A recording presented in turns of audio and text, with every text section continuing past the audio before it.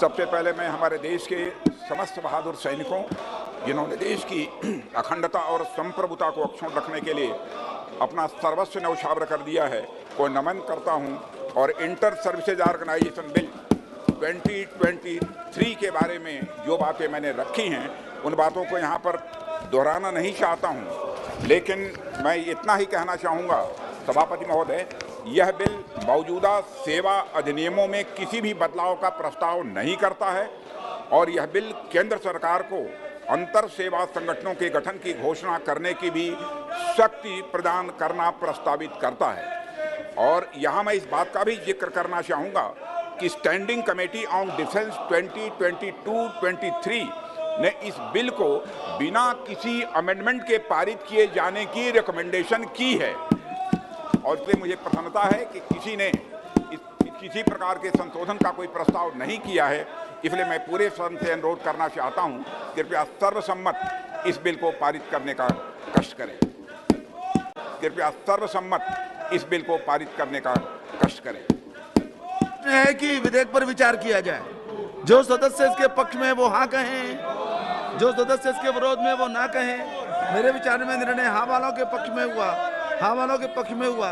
विधेयक पर विचार करने हेतु प्रस्ताव को स्वीकृत किया गया। अब सभा विधेयक पर खंडवार विचार करेगी।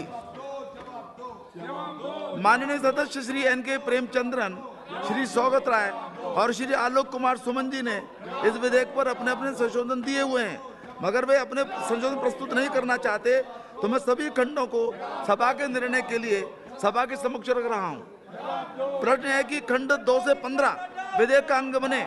जो सदस्य इसके पक्ष में वो हाँ कहें, जो सदस्य इसके विरोध में वो ना कहें। मेरे विचार में निर्णय हाँ वालों के पक्ष में हुआ, हाँ वालों के पक्ष में हुआ।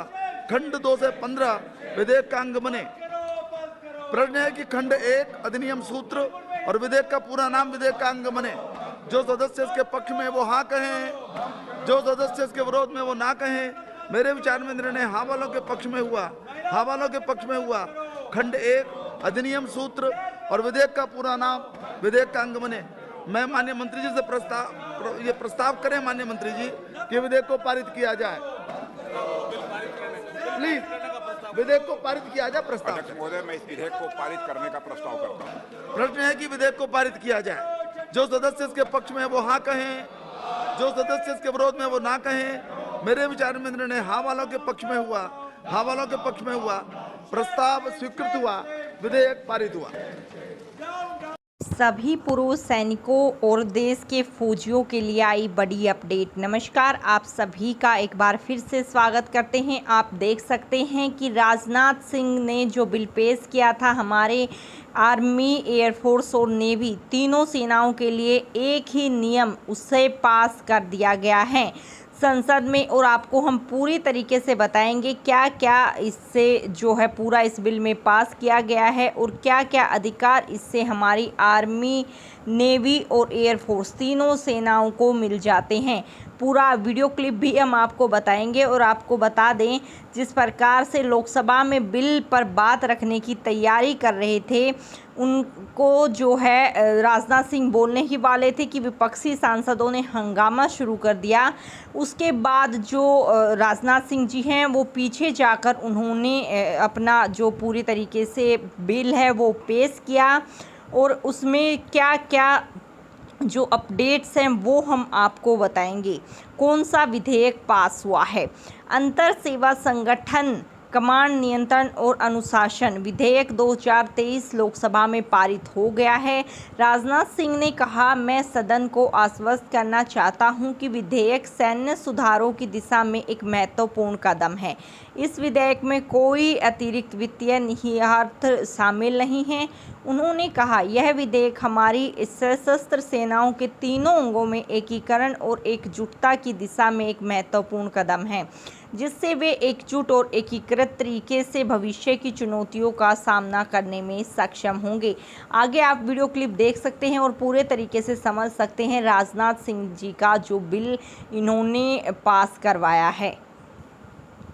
वर्तमान में भारतीय सेना, नौसेना और हमारी वायुसेना के पर्सनल अपने रेस्पेक्टिव एक्ट अर्थात आर्मी एक्ट 1950, नेवी एक्ट 1957 तथा एयरफोर्स एक्ट 1950 और उसके तहत बनाए गए रूल्स एंड रेगुलेशंस के अनुसार गवर्न होते हैं। सभापति महोदय, जिस समय ये कानून बने थे उस समय अधिकांश सर्विस ऑर्गेनाइजेशंस में पर्सनल्स सेना के एक ही अंग से होते थे। तदनुसार इन एक्ट्स में निहित प्रोविजंस को एक स्पेसिफिक सर्विस के यूनिक वर्किंग एनवायरनमेंट को ध्यान में रखते हुए तैयार किया गया था। परिणाम स्वरूप इन एक्ट्स के तहत कमांडर इन चीफ या ऑफिसर इन कमांड अपनी डिसिप्लिनरी और एडमिनिस्ट्रेटिव पावर्स का प्रयोग अपनी ही सर्विस के पर्सनल पर कर सकते हैं।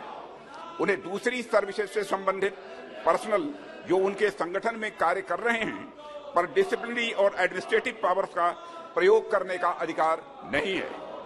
सभापति महोदय, इन प्रोविजंस के कारण एक विशेष स्थिति तब उत्पन्न होती है जब विभिन्न सर्विसेज के पर्सनल किसी इंसिडेंट में इन्वॉल्व होते हैं और उन पर डिसिप्लिनरी और एडमिनिस्ट्रेटिव एक्शन के लिए इंटर सर्विसेज ऑर्गेनाइजेशंस में कार्यरत पर्सनल को उनके पेरेंट सर्विस यूनिट्स में वापस भेजने की आवश्यकता पड़ जाती है। इसमें